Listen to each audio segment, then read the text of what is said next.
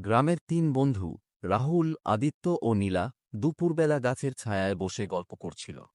হঠাৎ নীলা তার দাদুর কাছ থেকে শোনা এক রহস্যময় গুপ্তধনের গল্প বলে।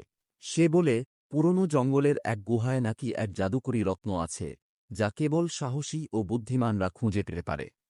তিন বন্ধু রোমাঞ্চিত হয়। তারা ঠিক করে পরদিন ভোরেই সেই গুহা খুঁজতে বের হবে। পরদিন তিন বন্ধু মানচিত্র নিয়ে জঙ্গলে প্রবেশ করে। চারপাশে ঘন গাছ আর অদ্ভুত পাখির ডাক। কিছুক্ষণ হাঁটার পর তারা এক পুরনো পাথরের দরজার সামনে পৌঁছায়, যেখানে অদ্ভুত কিছু চিহ্ন খোদাই করা।